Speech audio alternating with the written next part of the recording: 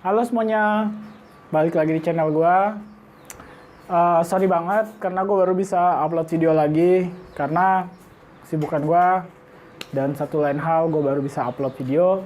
Oh ya, sebelumnya gue mau ngucapin terima kasih untuk para viewers gua yang udah kasih masukan atas video-video gue sebelumnya, dimana backsound yang terlalu kencang dan suara gue yang kurang jelas. Dan di video kali ini gue mencoba untuk memperbaiki dari video yang gue bikin, yaitu salah satunya dengan penggunaan mikrofon. Thank you yang udah pada ngasih saran ya. Thank you. Nah, di video kali ini gue akan sharing ke kalian mengenai cara yang gue pakai untuk menurunkan suhu kandang. Nah, kenapa? Karena seperti kalian tahu, gue ini seorang peternak kelinci, dimana kelinci yang gue ternakin ini umumnya gue ikutin kontes. Nah, jadi gue butuh suhu yang benar-benar ideal agar kualitas kelinci yang gue breeding ini bisa bersaing di meja kontes. Karena kalau misalnya gue gak bisa bikin suhu yang optimal di kandang, yang ada gue hanya akan kondangan setiap kali kontes ke panitia, dan gue nggak mau kayak gitu. Jadi gue muter otak gue bagaimana caranya untuk bisa bikin suhu kandang gue ini seperti yang gue pengen. Nah, cara apa aja yang gue pakai untuk menurunkan suhu ruangan akan gue jelasin. Namun sebelumnya gue mau ngasih tau aja, dimana kandang gue ini berlokasi di daerah Sawangan yang umumnya relatif panas di sini. Terlebih atap dari kandang gua ini bisa dibilang salah satu penyumbang terbesar dari panasnya kandang gua, karena gua menggunakan material dari asbes, dan itu bener-bener aduh parah banget deh, nggak bisa nahan panas banget. Jadi andai kata gue punya rezeki untuk bikin kandang lagi, gua akan menggunakan mungkin pakai tanah liat aja deh. Genteng yang dari tanah liat tuh jauh, menurut gue jauh lebih bagus sih daripada penggunaan asbes. Tapi karena gue udah menggunakan asbes, jadi mau nggak mau semua resikonya harus gue tanggung.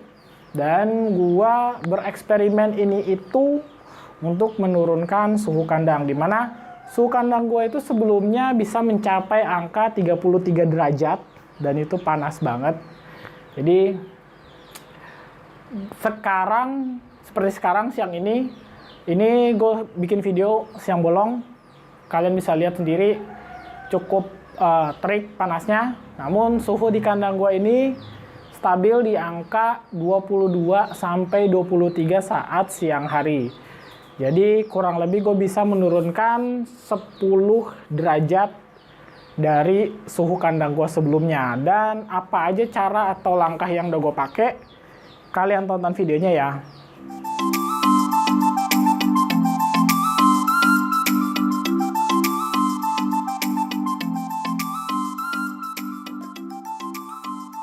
Nah, di cara yang pertama yang gue pakai itu adalah dengan penggunaan paranet. Jadi paranet itu seperti jaring yang direntangkan atau dipasang di atas atap kandang. Fungsinya itu untuk menurunkan sinar matahari yang masuk ke kandang. Menurut gue ini cukup efektif caranya. Terlebih harga paranetnya juga yang relatif murah. Per meternya kalau gue nggak salah ya, itu gue beli 15.000 sampai 18.000 ya kalau gue nggak salah, apa mungkin sekarang udah sampai 20-an kali ya, karena udah cukup lama gue belinya.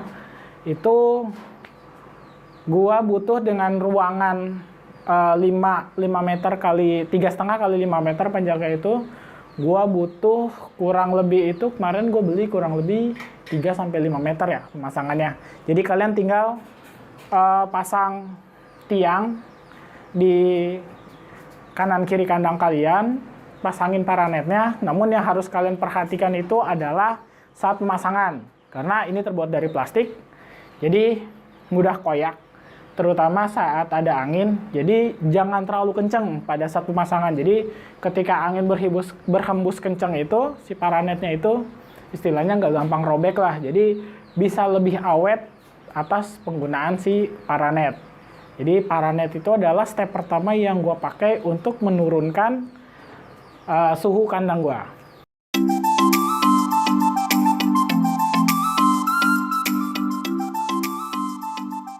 Nah, kita lanjut ke step yang kedua, di mana step kedua yang gue pakai yaitu adalah dengan penggunaan turbin ventilator. Karena setelah gue pakai Paranet, gue ngerasa belum terlalu maksimal dinginnya. Jadi gue baca-baca ternyata menggunakan turbin ventilator. Nah, turbin ventilator itu kalau misalnya kalian mungkin pernah lihat di bagian, biasanya sering dipakai di pabrik-pabrik, itu yang seperti kubah, muter. Nah, itu fungsinya adalah ngebuang panas dari plafon yang dari atap masuk ketahan di plafon. Nah, panas yang ada di rongga tengah-tengahnya itu harusnya dibuang sama si turbin ventilator. Namun sayangnya turbin ventilator yang gua beli itu kualitasnya kurang bagus. Jadi sekarang ini si turbin ventilatornya itu udah nggak muter sama sekali. Jadi cuma jadi hiasan doang di atas. Kalau kalian memang mau pakai turbin ventilator, saran gua pakailah yang benar-benar bagus kualitasnya.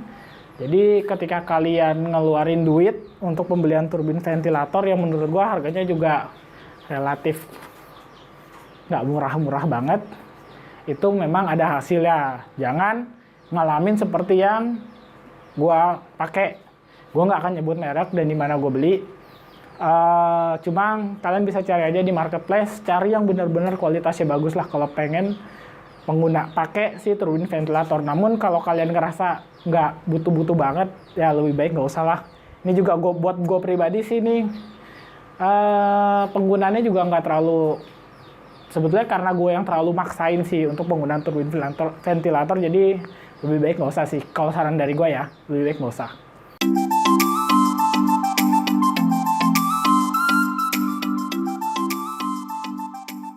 Nah, lanjut ke step yang ketiga.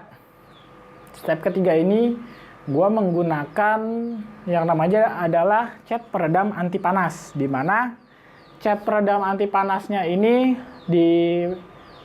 olesin di atas asbes. Itu gue menggunakan 2 kaleng. Karena sebelumnya gue udah telepon ke vendornya, gue butuh berapa kaleng untuk nurunin panas. Dia bilang cukup 2. Namun setelah 1 minggu pemakaian itu sama sekali nggak ada efeknya. Jadi kalau misalnya kalian mau beli atau pasang si cat peredam anti panas, itu dengan catatan harus tebel. Karena kalau misalnya kayak gue cuma 1 layer gini, itu sama sekali nggak ada efeknya. Dan harganya juga relatif nggak murah. Jadi lebih baik kalian pertimbangkan ulang untuk penggunaan cat anti panas. Karena waktu gua komplain ke vendornya itu, gue ditanya balik memang pakai berapa kaleng gitu. Terus tanya ukuran ruangannya, dia bilang itu harusnya adalah 4 kaleng untuk hasil yang maksimal. Namun karena sebelumnya gue udah nanya, tapi ketika gue komplain malah jawabannya kayak itu, gue nggak mau panjang kali lebar. Jadi ya udahlah. Jadi buat gue, ya ini salah satu step yang harus gue lewatin untuk nurunin suhu kandang gue. Jadi kalau kalian mau pakai, kalian harus pakai yang cukup banyak untuk ngelapisin atap kalian. Tapi ya setelah kalian mau pakai atau enggak ya.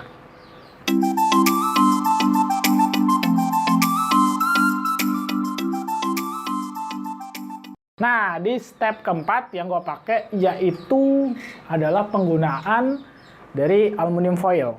Di mana aluminium foil yang gue pakai ini adalah tipe bubble dengan double side. Jadi di atas bawah itu aluminium foilnya. Ini benar-benar berfungsi secara maksimal untuk menurunkan panas. Namun salah satu yang harus kalian ingat juga masalah dari harga aluminium foil yang umumnya relatif, buat gue pribadi itu relatif mahal.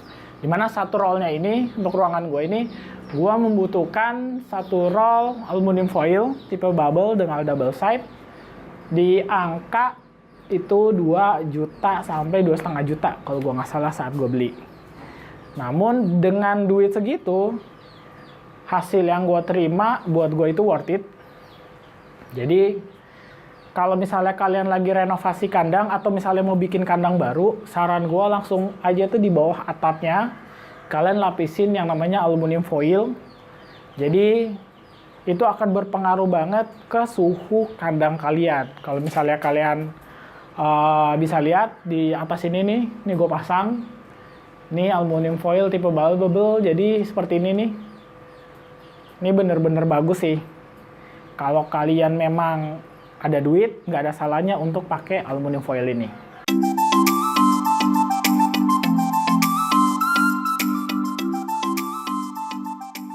Nah, di cara kelima yang gue pakai, cara terakhir yang gue pakai adalah dengan penggunaan air conditioner atau AC.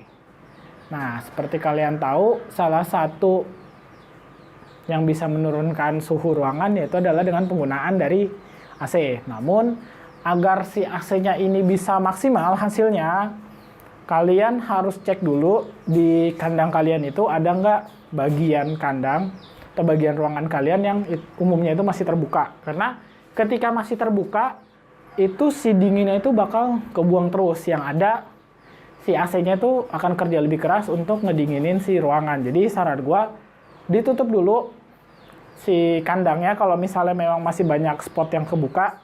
Kalau terkait sirkulasi, kalian bisa menggunakan exhaust yang kalian bisa gabungkan dengan penggunaan timer. Kalau misalnya kalian males untuk nyalain matiin, itu akan berguna di mana suhu bisa dingin namun sirkulasi tetap lancar. Namun memang sedikit banyak ada suhu dingin yang kebuang. Namun di sisi lain, sirkulasi kandang kalian itu akan jauh lebih terjaga karena amoniaknya itu akan kebuang. Jadi percuma dingin kalau misalnya amoniaknya itu tinggi, yang ada cuma jadi sumber penyakit. Nah, tipe AC yang gue pakai ini adalah tipe AC 1PK. Tipe AC yang standar, ukuran 1PK, merek Daikin. Sebelumnya gue pakai yang setengah PK, merek Panasonic. Namun karena gue ngerasa belum maksimal hasilnya, jadi gue ganti. AC yang lama gue kasih ke kakak gue, itu dipasang di kamarnya sekarang, bekas kandang ya. Itu sekarang gue pakai yang 1PK merek Daikin. Nah, ini benar-benar bermanfaat. Namun kenapa gue pakai di terakhir, step terakhir?